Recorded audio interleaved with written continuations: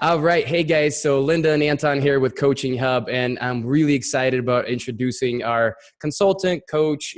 Kevin, depends on kind of which way he wants to call himself, because I think he does a little bit of both. But Kevin is somebody that's really special to me from, interaction on LinkedIn. I call him Rafiki for those that may not know Lion King. It's a guy that says a little words, but brings a lot of meaning. And Kevin is phenomenal. So Kevin, say hi to our folks. Hello, everyone. Appreciate the opportunity to be with you guys, Linda and Anton. Looking forward to partnering and working with you on this adventure. Awesome. Linda, what's your first question for Kevin? Okay, Kevin. So I like to start with the question, what is your favorite coaching tip that you'd like to pass on to all of your future clients? Biggest coaching tip is find your vision. Find out how to communicate it, because if you can communicate your vision to people, you never know who might be that person that needs to catch your vision with you to come along and be a part of achieving that vision.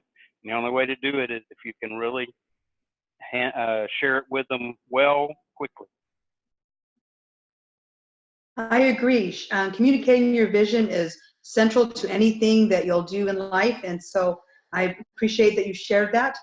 Now, I want to know a little bit more about you, and I want to know about why you became a coach, and is it because of who you are, or is it because of an experience that you went through? Well, I think it's both. The first clue that I had really of coaching was kind of a defining moment in my career when I was actually in the construction field and at a fork in the road with that business, and my wife suggested that I could teach, and at that point I suggested I hated high school, so why would I do that? And plus I'd never, other than maybe Sunday school or something like that, I'd never been a teacher. But in a moment of clarity, I listened and got into teaching and found a passion. And the way that I taught really was some traditional teaching pedagogy that all that education needs, but ultimately it became more of a coaching young people. And it wasn't just about coaching them on learning technical skills that I taught, but it was coaching them on being successful as they move beyond education and even consider entrepreneurial adventures, different things. And at that point, I started the process of really coaching young people on how to move on beyond education, prepare well, whether they were going to be an employee or whether they wanted to have their own thing going, and went from there to a nonprofit world where I did it on a larger scale with other teachers, actually coaching them, and then working with businesses and learning how to engage in the education arena and become involved. And it just kind of went from there till a few years ago that I now have devoted my full time to coaching, which comes in the form of training and speaking. And so. That's awesome, man. So what kind of coaching / consulting, because I know you're kind of in the middle, do you do? Well, I have done new business startups and including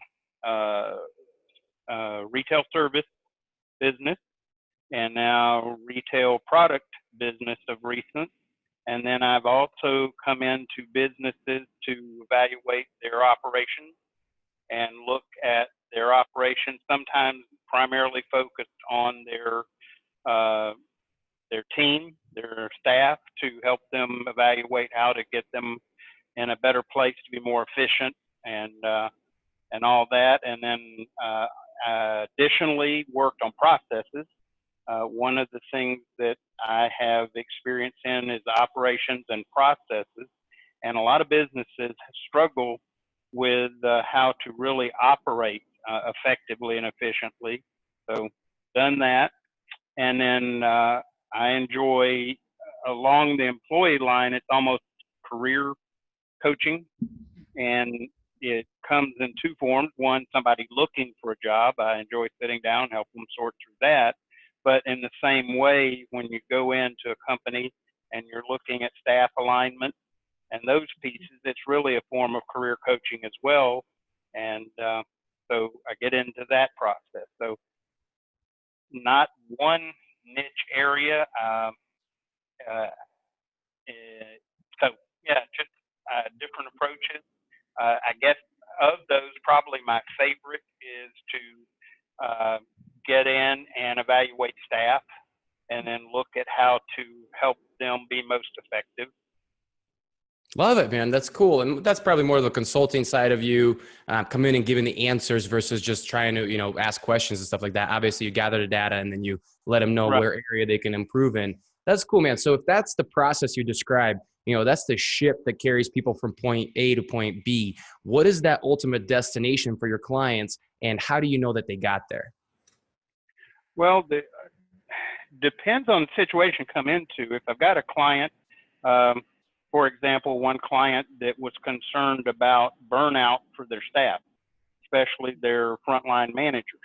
The goal is to come in, evaluate the situation, develop a plan, implement it, and then begin to see that their employees are operating more efficiently and effectively with a lower stress environment. And in this particular situation, one of the measurements was the amount of overtime that these folks were taking, more because it was necessary to survive rather than because they wanted to. And the company wanted them to be able not to have to if they didn't want to. So a kind of a data point would be, are they able to get things done in the allotted time for themselves so they can balance out with family time or recreation, whatever they need.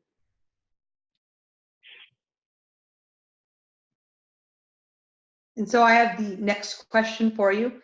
Okay. And so you've been talking a little bit about what you do when you go into an organization as far as looking at alignment, where the staff fits in. And so if you had to say, what type of client are you the wrong coach for, and what one would you be the right one for? And again, it could be coaching or consulting. Well, the wrong client for me is somebody that wants to come in with a quick, easy fix, that's looking to spend the low amount of money and then just try to plug in some program and fit everybody into it and then move on. That's not going to work because I don't believe in quick fixes.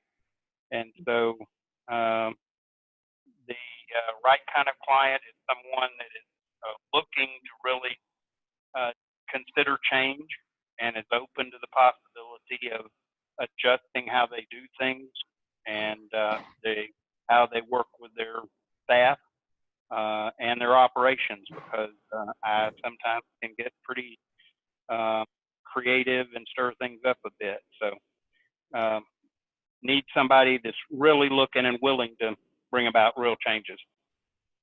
Love it, man. That's awesome. And obviously I love how specific you are with people that you want to work and with people you don't want to work with. That just comes with your experience. A lot of times I see people taking everybody and anybody because they want to make some money, which I get it. I understand it, but I'm always telling people, take the right people for you and pass on the ones that are not right for you. And both parties are going to win in the long run.